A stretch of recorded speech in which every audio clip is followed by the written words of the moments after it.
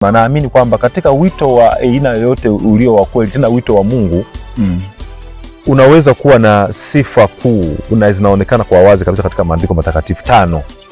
Ya kwanza, Mungu anajidhihirisha.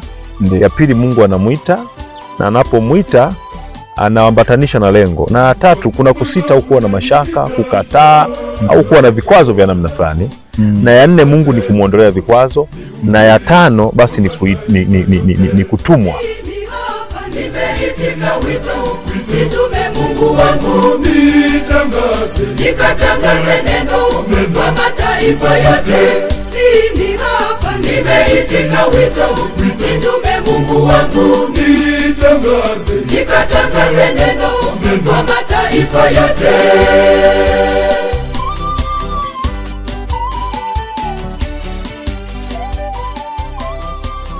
Mpenzi mtazamaji wa Kiparapara Semina Online TV, tupo katika Jimbo Kuu Katoliki la Tabora, na hapa ni katika parokia Mtakatifu Yosefu Mfanyakazi, ambapo Padre Josephat Jackson Bududu, askofu msaidizi mteule wa Jimbo Kuu Katoliki la Tabora, anafanya utume wake. Na hivi tumekuja kufahamu yeye ni nani na pengine alipataje wito wake mpaka hivi leo ameteuliwa kuwa askofu msaidizi wa Jimbo Kuu Katoliki la Tabora.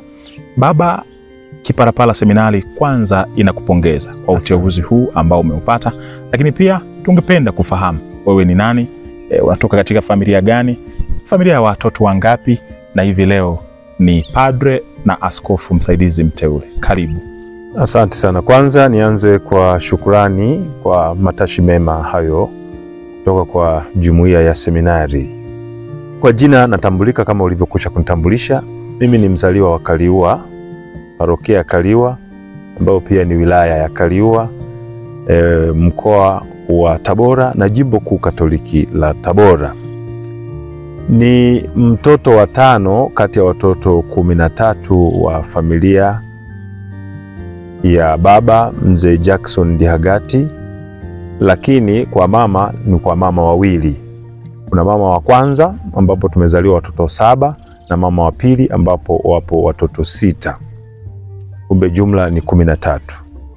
Kwa hiyo kwa kuwa watoto wa mama wa pili wamefuata baada ya watoto wa mama wa kwanza, mimi ni wa 5 pia, bado unaweza kusema ni wa 5 kati ya watoto 13. Nimezaliwa tarehe 26 mwezi wa 3 mwaka 1977 hapo Kaliua. Na baadaye nikajiunga nikaanza shule ya msingi Kaliua mwaka 1987 mpaka 1993. Tangu nikiwa mdogo niliona ndani kulikuwa na mvuto na maelekeo ya mito mbalimbali. Ningesema kwa upande mmoja nilikuwa napenda sana maisha ya askari na nilikuwa na ndoto. Nilifikiri siku moja ningeweza kuwa askari. Okay. Nilikuwa napenda ninavyoona wanavyopendeza, smart, ile nidhamu yao. Nilipenda sana kuwa askari. Lakini vile vile nilipenda sana kuwa hakimu. Na nikiwa mtoto mdogo nilikuwa natoka nyumbani naenda mahakamani pale kwetu. Wakati huo ilikuwa ni tarafa, kwa hiyo kuna mahakama ya mwanzo. Basi na nilikuwa mfupi kidogo, walau kwa mazingira kwa bado ni mtoto. Basi lile baraza la mahakama, ule nyumba, kwa kuwa ile sehemu ya kutazama, kwa kuwa siwezi kufika, nilikuwa najiinua nasikiliza kesi. Basi baadaye narudi najiinua tena nasikiliza, nadhani nifahamu napoweka mikono ukutani. Kwa kweli nilipenda sana uhakimu. Nilikuwa nafikiri siku moja ningeweza kuwa hakimu. Lakini vile vile nilipenda sana maisha ya upadre. Nimezaliwa nyumbani ni karibu sana na mazingira ya parokia. Ni kama ni kama dakika 3 mpaka 5 unafika parokiani. Kumbe tulikuwa tunaenda tunachezea mazingira ya parokiani pale. Tunacheza, tunaangua embe, korosho, tunacheza pale. Nyakati za ibada ni baraka au ibada fulani tunaenda kanisani. Baadaye tena tunawinda, tunacheza, lakini pia tulikuwa tunafanya mazoezi ya maadhimisho ya misa. Kwa hiyo ni kama tulikuwa tunaigiza tukiwa watoto. Na hapo jirani kutoka nyumbani na hapo maeneo ya parokiani, sasa hapo kulikuwa kuna familia ya askari mkuu wa kituo ambaye alikuwa amepanga, na wale watoto walikuwa rafiki zetu. Kwa hiyo tulikuwa tunaenda kuchezea maeneo ya pale na tunafanya maigizo hayo ya misa tukiwa maeneo ya kanisani hapo kwenye mikorosho na chini ya miembe. Basi kwa hiyo nilipenda pia maisha ya upadre. Kadri siku zilivyokwenda niliweza kuona kwamba basi katika maelekeo haya, maelekeo ya upadri pia yamo na yana nguvu. Kwa hiyo kwanza nikiwa darasa la 5 hasa niliweza kujiorodhesha kati ya wanafunzi ambao katekista alipouliza. Kwa hiyo basi niliendelea darasa la 5 hilo, nikaendelea mpaka la 7 na nikafanya mtihani, basi nikajiunga na seminari ndogo ya Itaga ambapo nimesoma kidato cha kwanza mpaka cha 6 kuanzia mwaka 1994 mpaka 2000. Mwaka huo 2000 nikajiunga nyumba ya malezi hapa seminari ya Itaga. Na 2001 basi ndio nikawa nimehitimu. Kwa hiyo nimekaa Itaga seminari ndogo kwa miaka 7. 6 ya elimu ya kidato cha kwanza mpaka cha 6 na mwaka mmoja wa malezi. Baadaye nikaenda seminari kuu ya Kibosho mwaka 2001 mpaka 2004. Basi baada ya kuhitimu masomo ya falsafa mwaka 2004 hiyo nikawa nimepangiwa Kipalapala. Kwa hiyo 2004 mpaka 2008 nilikuwa kwa masomo ya teolojia hapa Kipalapala, na tarehe 9 mwezi wa 7 mwaka 2009 ndipo nilipopewa daraja la upadre katika parokia Mtakatifu Antoni wa Padua nyumbani Kaliua. Basi baadaye nikaendelea na utume na mpaka sasa. Hongera sana kwa safari hiyo. Ningependa kufahamu kwa sababu miito ilionekana tangu awali kama mitatu hivi. Wito wa upadre, wito wa askari na wito wa ujaji pengine. Ndio. Kwa nini wito wa upadre ulikuwa na nguvu zaidi ya hii miito mingine miwili? Ndio. Mimi ningesema hilo moja kwa moja ni namna Mungu anavyodhihirisha mapenzi yake kwa mtu.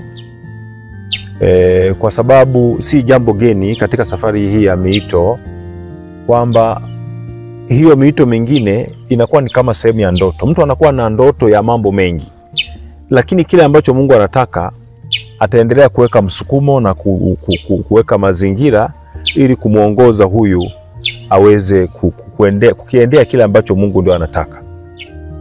Na bahati nzuri pia ni kwa sababu huyu mtu huwa yuko peke yake. Mungu anatuma watu wake, ndio walezi, ndio akina Eli kama tunavyosoma katika kitabu cha kwanza cha Samueli sura ya 3 aya ya kwanza hadi ya 10. Kuna kuwa na watu wasindikizi wanaomsaidia, wanaomuongoza, ambapo kwa njia hiyo pasipo kujijua mtu atajikuta anafuata ile njia, na yeye mwenyewe akijibidisha kuitikia vema basi ataifuata njia hiyo. Kwa hiyo niliona kwamba moja kwa moja njia hii kulikuwa kuna mvuto wa pekee pamoja na hizo njia. Kwa hiyo naweza nikasema kwamba nimefikia hapa. Kwa nini sikuenda kuchukua njia nyingine?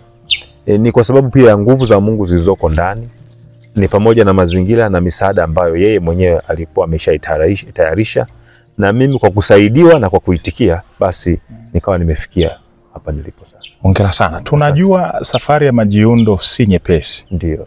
Na ugumu wake ni ndefu kiasi hivi. Ndio.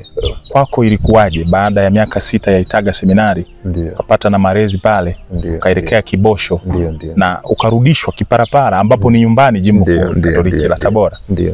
Safari ilikuwaje, kile ambacho kwa sababu unapopata wito kuna vitu vinakuvutia kule. Sasa katika safari imeshakuwa ndefu, ukukata tamaa, ukuona kabisa kwamba mbona kama ni parefu hivi? Swali zuri sana mheshimiwa na mpendwa Fratelli. Ni kawaida kwamba, na mimi naamini kwamba, nianze kukusema naamini kwamba katika wito wa aina yoyote ulio wa kweli, tena wito wa Mungu, unaweza kuwa na sifa kuu na zinaonekana kwa wazi kabisa katika maandiko matakatifu 5. Ya kwanza, Mungu anajidhihirisha. Ya pili, Mungu anamuita, na anapomuita anaambatanisha na lengo. Na ya tatu, kuna kusita au kuwa na mashaka, kukataa au kuwa na vikwazo vya namna fulani. Na ya 4, Mungu ni kumuondolea vikwazo. Na ya 5 basi ni kutumwa. Hayo yote nimeyaona katika maisha yangu. Mimi kwanza kabisa nikiwa shule ya msingi, nilipofanya mtihani wa kwenda seminari, ni ajabu sana. Ile wiki ambayo wanafanya mtihani, mimi niliugua malaria wiki nzima niko nyumbani. Wenzangu wakafanya mtihani wakaenda. Wakaenda. Kwa hiyo mimi nilipofika nikamwambia wenzangu umeshafanya mtihani. Nikaenda nikamlilia katekista, nikamuomba na nikamsihi kwamba mimi nilipata shida na nini. Kwa hiyo sikufanya mtihani. Sasa huu mtihani lakini naosema sio ule mtihani wa mwisho kutoka seminari. Ndio. Ni mtihani wa majaribio ya ndani ulioandaliwa na katekista kupima hawa wana uwezo wa kunani hii Okay. wa kuendelea.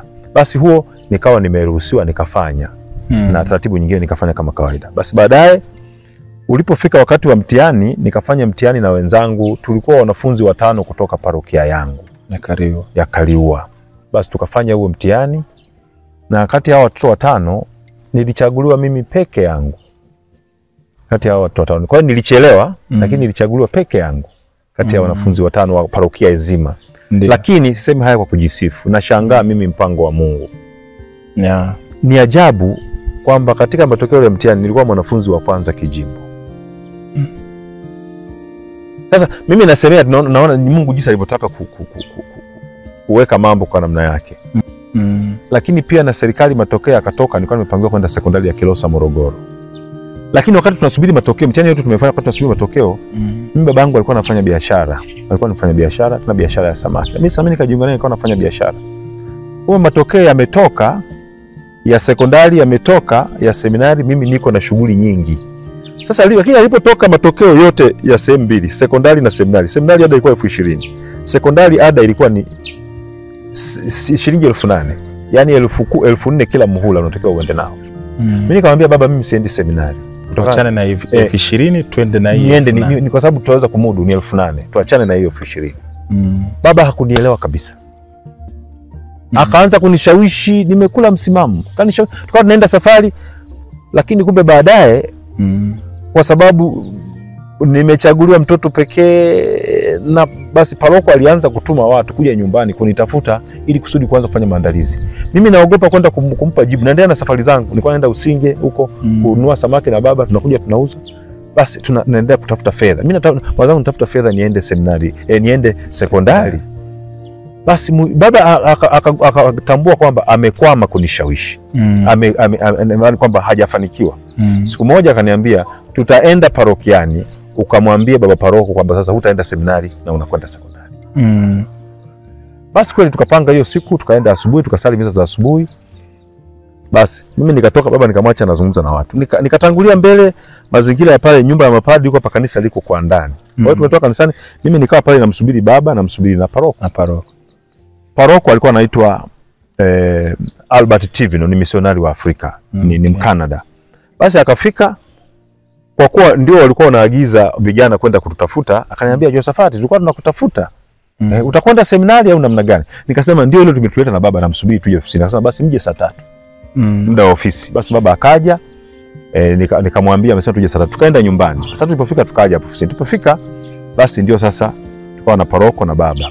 Basi baba akasema, akaeleza kwamba nimemleta huyu kijana, mmekuwa mkija kumtafuta kwamba aeleze tufanye matayarisho kwenda seminari. Sasa aseme hapa kwamba anataka kwenda wapi. Maana amechaguliwa kwenda sekondari na amechaguliwa kwenda seminari. Aseme anataka kwenda wapi.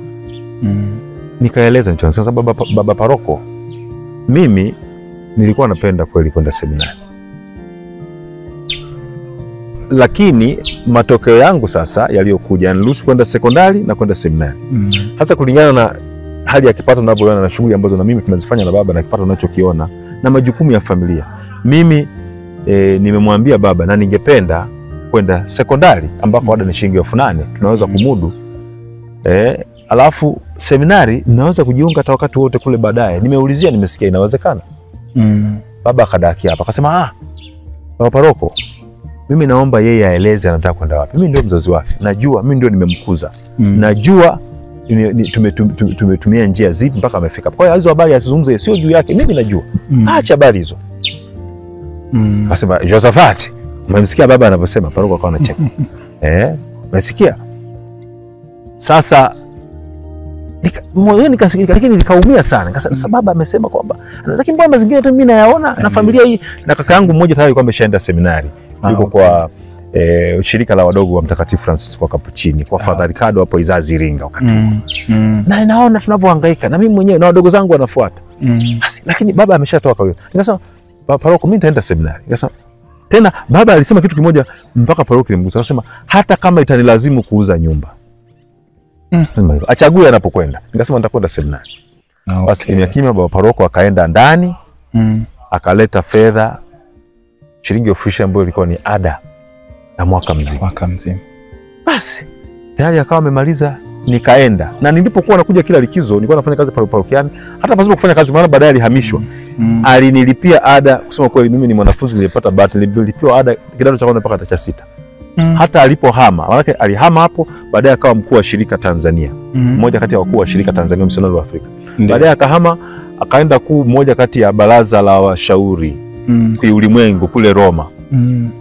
Basi akaendelea kunilipia hata akiwa huko, anatuma fedha. Kwa hiyo amenilipia mpaka kidato cha 6. Kwa hiyo hiyo ni kama kakikwazo ambao kaliingia mara ya kwanza. Nilipomaliza kidato cha 6, umri ukawa nao umezidi kwenda na nguvu zimeshughuli akawa anazifanya hawezi kuzifanya tena. Na mimi nikawa ni mwanafunzi wa kwanza, mtoto wa kwanza kumaliza kidato cha 4 katika familia. Hata kaka yangu alienda shirikani, alikuwa ananitangulia, lakini kwa sababu ya ule utaratibu wa malezi ya shirika, baadaye nikija nikamtangulia. Mimi nikiwa form 1, yeye yuko pre form 1. Form 2 yeye ndo anaingia form 1. Kwa hiyo nilikuwa nimaliza form 4. Nikawa nimaliza kidato cha 4. Unaona? Basi baada ya kumaliza kidato cha 4, kumbe baba na marafiki zake, mkuu wa kituo na msaidizi wake, marafiki zake wakawa tayari kuna nafasi ya polisi. Okay.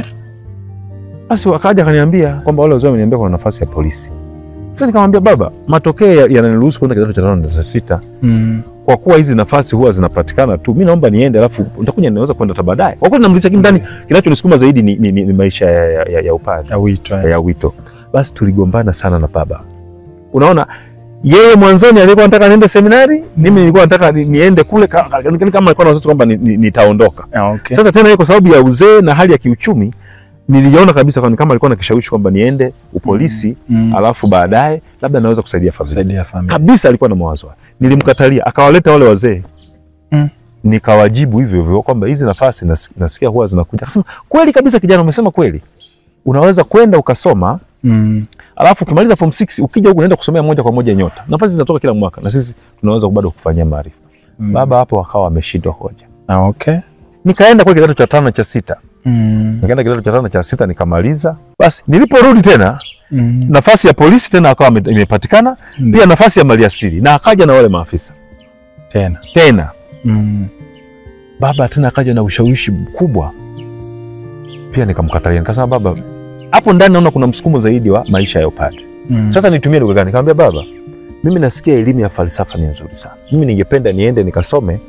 Basi elimu baadaye hata naweza nikaingia katika maisha, lakini mimi ningependa niende. Ila kwa kweli najaribu tu kumjengea ushawishi, lakini ndani si kwamba hayo ndio yanatawala. Maisha ya upadre yanatawala. Kwa hiyo basi tukagombana na baba katika hali hiyo. Katika hali hiyo baba ndo akakasirika kabisa. Nikawa mimi nimeng'ang'ania, yeye hapendi. Basi baadaye kumbe najibu hivyo, maana yake yeye hataki niende, hata kuanzia kwenda nyumba ya malezi alikuwa hapendi. Kwa hiyo nikatumia nguvu. Kwa hiyo nikaenda nyumba ya malezi na nikamaliza malezi, baadaye nikaenda masomo ya falsafa. Sasa nilipoenda falsafa nilipoenda kusoma falsafa nikiwa mwaka wa kwanza, mwezi wa 5. Kabla sijamaliza mwaka wa kwanza, sijarudi nyumbani likizo, nikaambiwa baba amefariki. Baba alifariki kwa ajali ya maji. Kama nilivyosema, alikuwa anaenda mtoni kuchukua samaki na anakuja anauza. Basi wakati fulani kumbe alikuwa anapanda mtumbwi akiwa peke yake, anaenda kuchukua samaki ng'ambo ya pili. Kumbe hajui kuogelea. Kwa alidumbukia ndani ya maji. Lakini mwili wake ulipatikana, akazikwa. Kwa hiyo nikapewa taarifa kule Kibosho kwamba baba amefariki. Basi hiyo pia kwangu ilinisumbua sana. Kateteresha wito kwa sababu, na kilichokuwa kinanisumbua ni kwamba nimekuja huko kulazimisha, nilikuwa sijapata suluhu vizuri na baba. Maisha yangu kweli nitaishi maisha ya amani, kwamba maisha yana baraka ya Mungu. Kama baba tulikuwa hatujapata suluhu mpaka amefariki, alafu ni kama niligafilika. Nikaondoka nikamwaga baba yangu wa kiroho, alikuwa anaitwa Padre Stanislaus Mtajwa. Yupo mpaka sasa. Nikamwambia baba naondoka. Akanitia moyo, akaniambia nitakuombea, lakini nenda tu utulie na mimi nitakuombea. Nikaenda pia nikamwaga baba rekta, alikuwa anaitwa yupo mpaka sasa, Masinyo Faustini Mushi. Ni rekta wa Kibosho. Nikamwambia baba, mimi naondoka, nabeba kila kitu changu. Na ndivyo nilivyofanya. Nikabeba kila kitu changu nikijua kwamba naenda sirudi.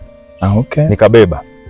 Sasa wakati tu ruhusa ya mimi kuja huku ilikuwa ni wasiana baba askofu. Baba askofu wakati alikuwa hayati, sasa ni hayati Askofu Mkuu Mario Mgurundi. Alikuwa Dar es Salaam, alikuwa safari. Kwa hiyo tuliwasiliana na muhasibu wa jimbo Father Cleophas Mabula ambaye pia ni muhasibu wa chuo kikuu cha Mtakatifu Agustino hapo Mwanza. Ndio. Kwa hiyo ndio mawasiliano yalifanywa naye, tulifanya naye kwa niaba na akaruhusu nije. Kwa hiyo nilipokuja lakini nilimkuta askofu. Okay. Naye nikamueleza hivyo, baba nimebeba kila kitu changu.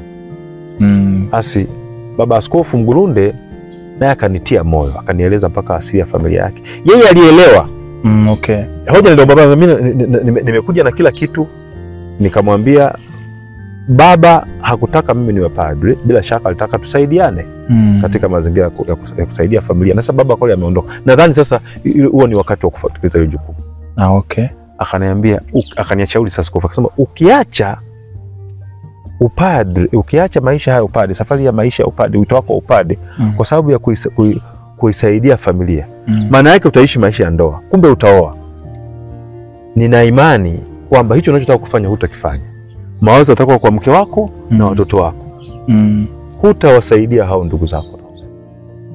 Na akasema na familia yako pia, mko watoto wa kiume wengi. Akasema mimi, na akanipa historia, akasema yeye ni mtoto wa kiume pekee katika familia yake. Kama nakumbuka vizuri, aliniambia ni familia yake, sijui kama ni hao tu ndio walizaliwa au wengine walifariki. Sasa aliniambia kwamba wako 5. Ana dada 4, yeye ndio pekee mtoto wa kiume. Tena kama historia inakumbuka vizuri, kama aliniambia anatoka familia ya Kiislamu. Ndio maana jina lake lilikuwa Mario Abdalla Epifania Mgurunde. Ndio. Basi, kwa hiyo akanitia moyo, akaniambia lakini niliingia upadre na sasa ni askofu. Akanitia moyo.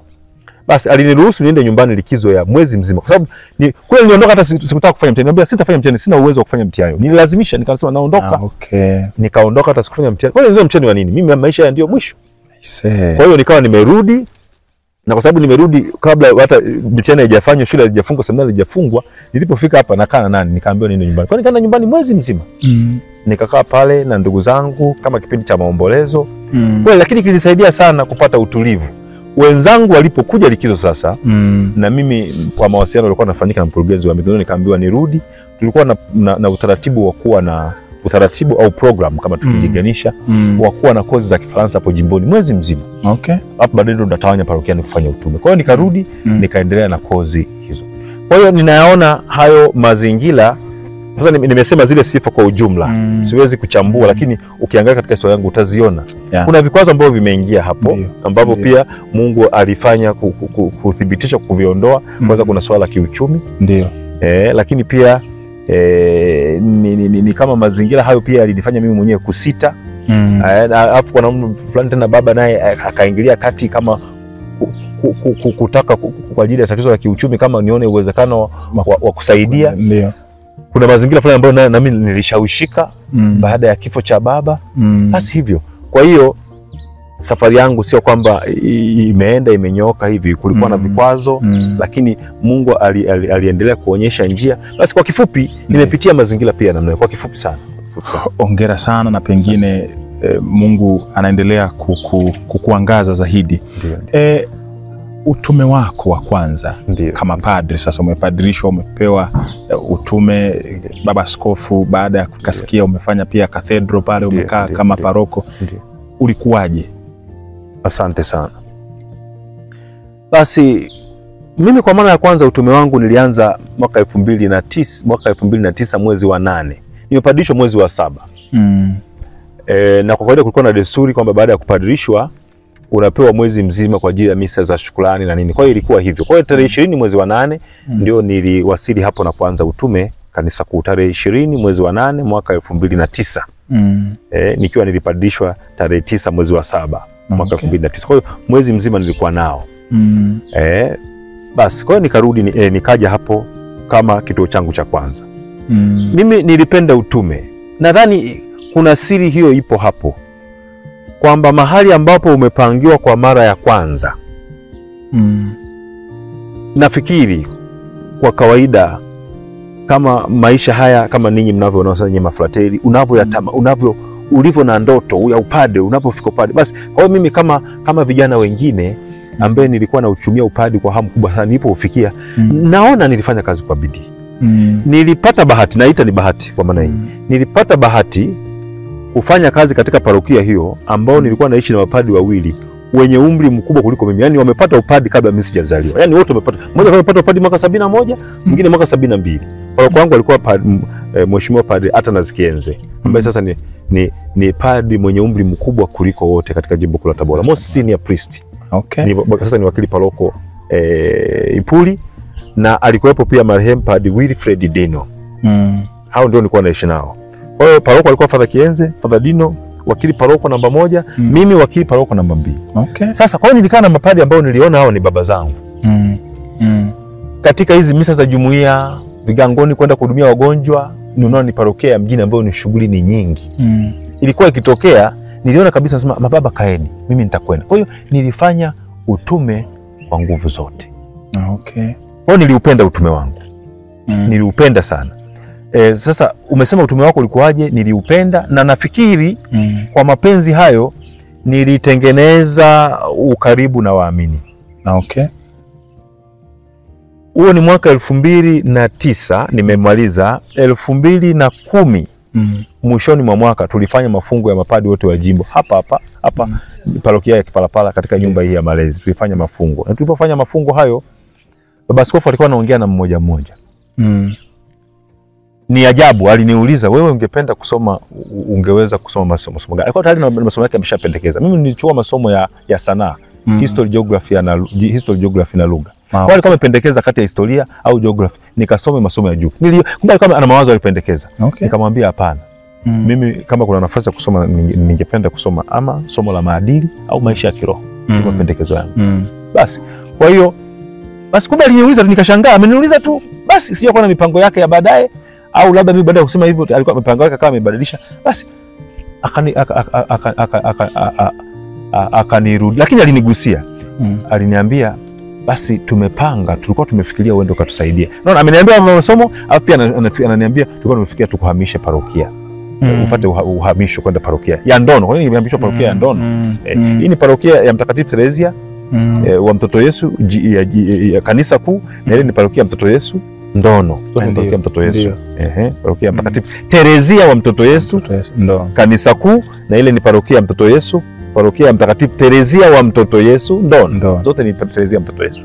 Okay. Kwa hiyo Januari sasa mwaka 2011 akiwa ameshaniambia kwamba tumefika kuhamisha. Kwa hiyo nikapata barua kwamba umepata uhamisho mara moja, with immediate effect. Unahamishwa. Kwa hiyo tarehe 16 Januari mwaka 2011 ndio nikawa nimehamishwa. Kwa hiyo nikakaa mwaka mmoja na miezi 4. Okay. Mwaka mmoja na miezi 4. Mwaka 2011 Januari, kwa hiyo nikawa nimepata uhamisho. Kwa hiyo kabla ya kuhamishwa wala kwa sababu barua nimeipata mapema, Dominika iliyokuwa inafuata kabla ya kuondoka, basi ndio ikawa siku ya kuagwa. Kwa hiyo nataka kusema wengi walisikitika kwa nini nimehama. Okay. Lakini ilikuwa hivyo. Basi nikahama kweli, nikaenda Ndono. Na kwenyewe pia nikafanya utume kwa mwaka mmoja. Nimeenda hapo 2011 Januari. 2012 mwezi wa 3. Nilipokuwa nakuja kwenye mafungo, baba askofu kaniambia tumepanga uende ukasome India masomo ya kiroho. Kwa hiyo ndio nikaenda India kwa ajili ya masomo ya kiroho. Kwa sababu wewe umeishia hapo, sababu wewe umeuliza utume ulioje. Kwa hiyo utume kanisa kuu niliupenda sana. Okay. Alafu utume pia kule Ndono pia niliupenda. Na namshukuru Mungu, naona nikapata nafasi ya kutoa huduma katika parokia mbili zenye namna hadhi tofauti. Yes. Parokia Tabora mjini ina vigango vya ndani kwa ndani. Jumuiya ndani kwa ndani. Alafu watu ni wengi na shughuli ni nyingi. Tulikuwa na shughuli muda wote. Nakwambia mimi ndio nilikuwa padri kijana. Misa hapa mazishi, misa hapa somo jumuiya, misa somo kigango. Hivyo ofisini. Na bahati nzuri ofisini pia tulikuwa na zamu. Baba walikuwa utaratibu mzuri. Hakuna padri mzee wala kijana. Siku za ofisi ni zamu, tunazunguka. Paroko msaidizi namba 1, mimi tunazunguka ofisini na kufanya mambo yote, na tulikuwa na diary. Okay. Na yale mambo tuliyopata ofisini unakuja ile diary, kumbukumbu za siku unaziweka hapa. Kama watu wameomba misa unaziweka pale na unaandika zile misa. Okay. Basi sasa nimeenda Ndono, mazingira tofauti na ni parokia ambayo pia hata watu wake na namna zake unaona ni watu wa mazingira tofauti. Nadhani nikisema hivyo kwa ujumla umenielewa. Hata kipato, mazingira ya kiuchumi, watu wa hali ya chini na wakati ule. Ndio. Kwa hiyo lakini na penyewe nilipenda utume. Ukanda Vigangoni vijijini. Na hapa mimi kwenye upadrisho zawadi walinipa pikipiki. Karibu ya kutumika mara chache sana kwenda kwa wagonjwa mara chache. Lakini kule niliitumia sana. Kwenda Vigangoni na niliitumia sana. Kwa hiyo kwa kifupi nilifurahia sana utume. Okay. Hongera sana. Lakini baadaye hapa sasa ukapata nafasi ya kwenda masomoni. Masomo kwenyewe ukaenda India. Ndio. Ilikuwaje masomo ya daraja lipi mpaka kuhitimisha masomo hayo? Ulikatisha masomo ukarudi ukafanya utume ukarudi tena masomoni, au ilikuwa ni moja kwa moja mpaka kuhitimu masomo hayo na kurudi huko? Swali zuri sana. Zuri sana. Ni kweli kwamba kumbe nilipoenda masomoni nimeenda 2012 mpaka 2014. Okay. 2014 ndio nimehitimu. Ni ajabu. Nilipomaliza masomo 2014 mwezi Juni nimekuja jimboni. Baba Askofu akanipanga tena kuwa wakili wa paroko kanisa kuu. Parokia Mtakatifu Teresa ya Mtoto Yesu kanisa kuu. Okay. Nikawa wakili paroko. Hiyo ni 2014 Juni. Kwa hiyo nikafanya 2014 Juni. Ilipofika 2015 Januari, Baba Askofu akafanya mabadiliko ya uhamisho. Yule aliyekuwa paroko akamhamisha akaenda kuwa paroko msaidizi. Kwa kweli nadhani aliona mpumziko sababu ya umri wake. Nikawa paroko 2015 sasa Januari mpaka 2016 Juni. Kwa paroko mwaka 1.5. Baba Askofu akaniambia tena urudi masomoni. Kwa hiyo umeuliza kwamba ulikuwa kwa hatua gani? Hapa seminari kuu ya Kipalapala ni vyuo vikuu vishiriki cha chuo kikuu cha Albaniana kule Roma. Ziko affiliate, tunasema kwa lugha ya kitaalamu kwamba ziko affiliate, lakini kwa ni vyuo vishiriki vya chuo kikuu cha Albaniana. Kwa hiyo mimi nikiwa hapa nilifanya mtihani wa degree. Okay. Tunaita baccalaureate. Nilifanya mtihani wa degree. Kwa hiyo nilipoenda kule na tunapata cheti kabisa kimeandikwa Albaniana Roma. Kwa hiyo nilienda nacho kule. Kwa hiyo nilianza shahada ya uzamili kule India. Kwa hiyo shahada ya uzamili ni miaka miwili. Kwa hiyo 2012 mpaka 2014 nikawa nimemaliza. Ndio nikaja hasa hapa kanisa kuu ambapo nikawa wakili paroko. Kwa miezi hiyo sasa kama 6. Miezi 6. Baadaye nikawa paroko kwa mwaka 1.5 mpaka 2016, lakini baadaye ndio nikarudishwa kwa ajili ya shahada ya uzamivu. Ndio. Sijui kama nafasi inatosha ningeweza kueleza mazingira ya kurudi. Ndio. Mimi nikiwa kule nilipomaliza shahada ya uzamili, mkuu wa chuo alinita akaniambia staff tumependekeza uendelee na shahada ya uzamivu. Okay. Sababu yenyewe ni kwamba kwanza umefaulu vizuri, tunapendekeza na tumependekeza uendelee na shahada ya uzamivu baada ya kumaliza shahada za uzamivu sababu umefaulu vizuri. Akasema hivyo. Okay. Sasa mimi nikawa nashangaa nikasema hiyo sikufikiria. Kwanza tena kupeleka kule nilikuwa naona ni upendeleo. Mimi nilipopadilishwa nilikuwa najua tu basi nilitamani tu kuwa pale sababu ndio mwisho wangu. Ingenitosha hii. Sasa ni pale wenyewe nishapata nikutumikia. Kwa hiyo hali ilipofika habari za kusoma hata yenyewe niliona tu kwamba ni kama imetokea ni muujiza. Basi kwa hiyo nilienda kule lakini nikasema basi Mungu anajua. Nimemaliza masomo yangu na nimeambiwa nitarudi, ila nilimwambia mkuu wa chuo kwamba sidhani kama hili jambo linawezekana. Okay. Sababu askofu amenituma kwa shahada ya uzamili. Na hata kama linawezekana sio utaratibu wetu mimi kwenda kumwambia nataka uzamivu. Ni yeye kuamua. Yeye ameamua kwa uzamili. Kwa hiyo hili mimi sifikiri. Vinginevyo labda nyie mzungumza, mimi siwezi kuzungumza naye. Akasema hapana.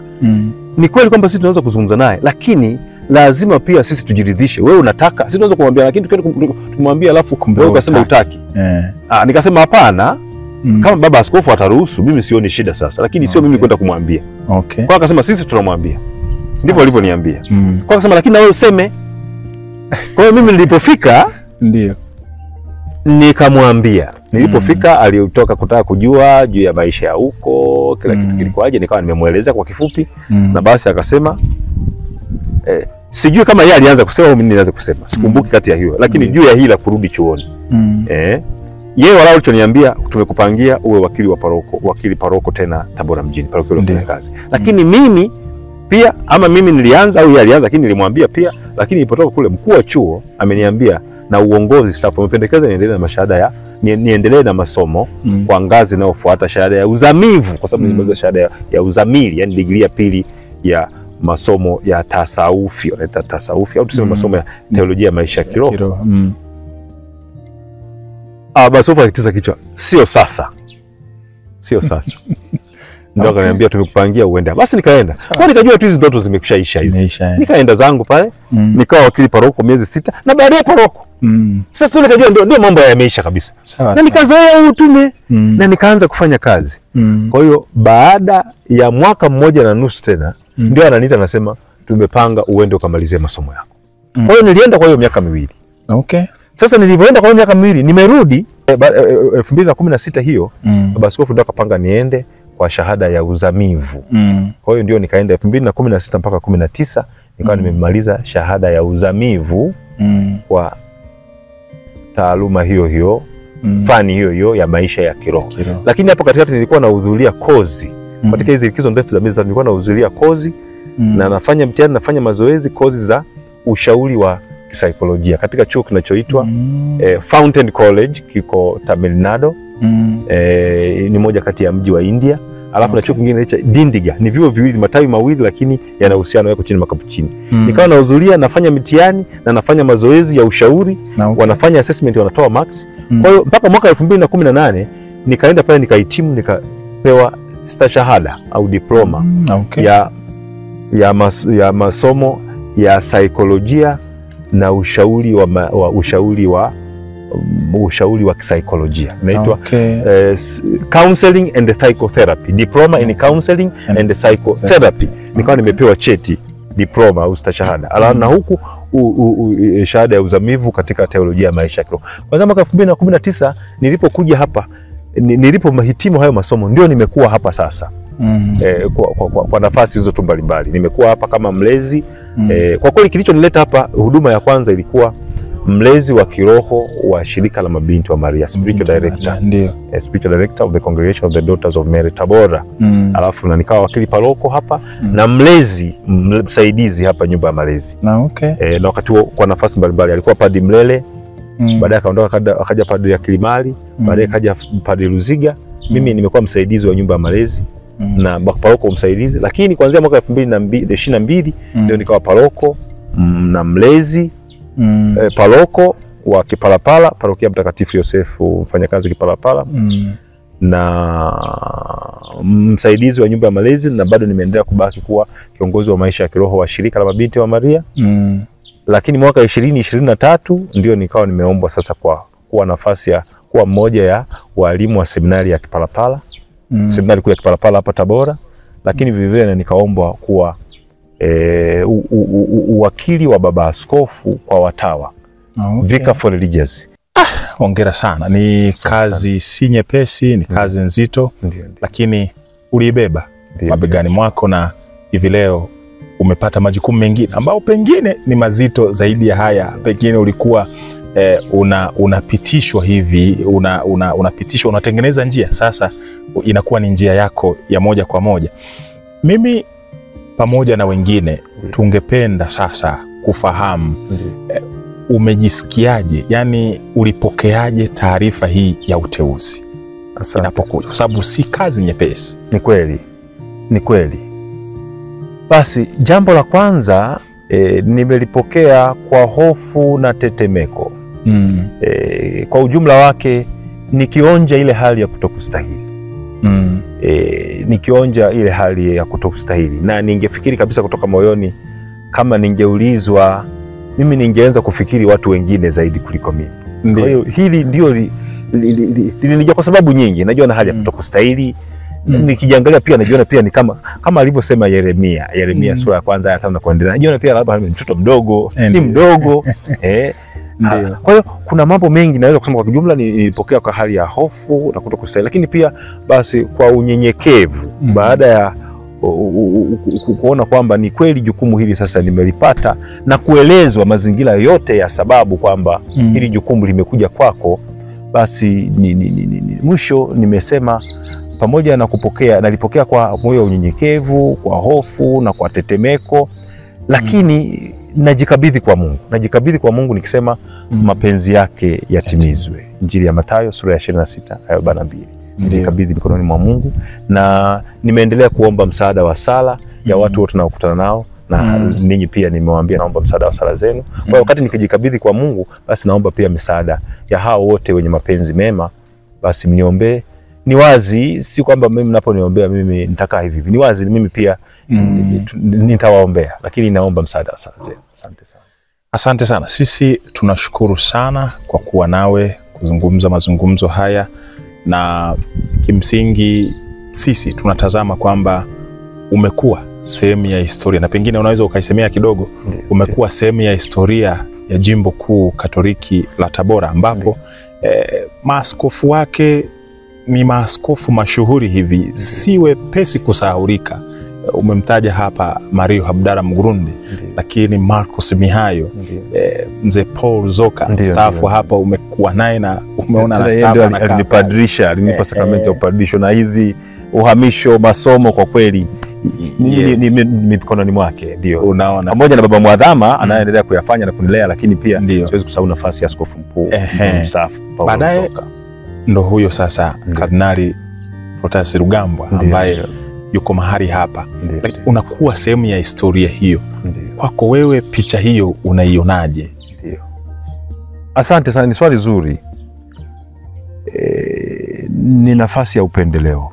Yote haya nayahesabu kwamba ni nafasi ya upendeleo.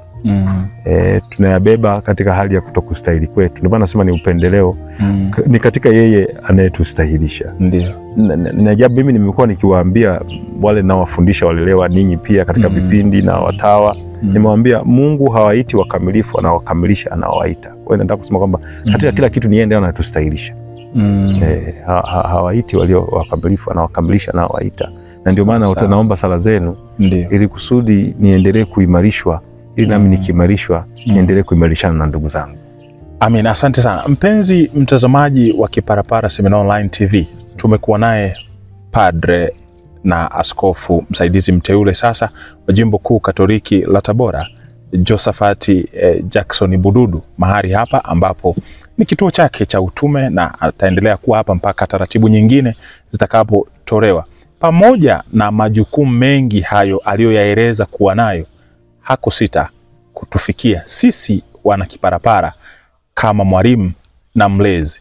Ana watoto wengi wa kiroho mahali pale na wanafunzi wake, na sisi, yani mimi pamoja na wengine, tukiwa sehemu ya wale wanafunzi aliyotufundisha. Kumekuwepo na utani hapo kwetu kwamba tumefundishwa sasa na askofu, na wakati mwingine akatania akasema kwamba mtihani wake anaenda kufanyia lamination usije ukachakaa au kuharibika. Huo ni utani ambao tumekuwa nao. Baba, tunashukuru sana, na pengine dakika ya mwisho hii nikupe nafasi ya kuzungumza na watu hawa, kuwaomba sala zako kama ulivyokuwa ukisema, pengine upate safari njema katika utume wako. Asante. Basi nakushukuru sana ndugu mtangazaji na watangazaji wote ambao umeandaa kipindi hiki na fursa hii. Nawashukuru sana wale, tunawashukuru ninyi. Nashukuru pia uongozi wa seminari kuwaruhusu kuja kufanya kitu hiki hapa mahala petu. Lakini pia nawashukuru wote ambao wamechangia katika malezi yangu. Siwezi kutaja kila mmoja, lakini kipekee sana labda nirudie huyo aliye paroko wangu wa zamani ambaye alianzisha safari nikiwa mtumikizi na akanisaidia ada kidato cha kwanza mpaka cha 6, na ameendelea kunifadhili mpaka sasa, na yeye ni askofu mstaafu sasa.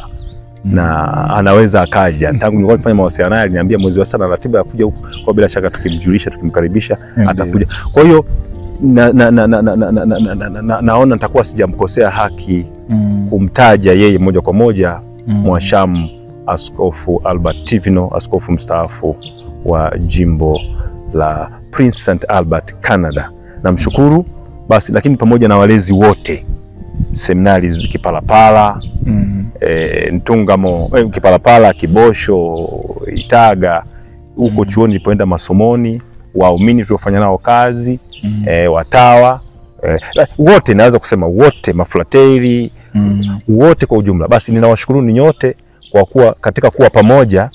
Basi nina imani katika mazingira haya yote, basi mmechangia mimi pia kujiunda. Ninawashukuru ni nyote, na basi kama ulivyosema, pamoja na shukrani hizi, namuomba kila mmoja mwenye mapenzi mema atakayesikia sauti kutoka kichwani mwangu, basi ninawaomba mniombee kama nilivyosema, ili kusudi niweze kuwa imara zaidi katika utume huu, na ili kusudi nikiwa imara niweze kuimarishana na ndugu zangu wote nitakao kukutana nao katika hii huduma huduma ambayo nitakabidhiwa siku zijazo. Asanteni sana nyote na Mwenyezi Mungu azidi kuwabariki. Asante sana. Pamoja nami tumekuwa na viongozi wenzangu ambao walikuwa nyuma ya kamera, Frateri Alfaxan Nyamukama, lakini pia Frateri Sostenes Gifti, Frateri Yohane Makonge, nami pia ni Frateri Cletus Fidelis. Wakati mwingine.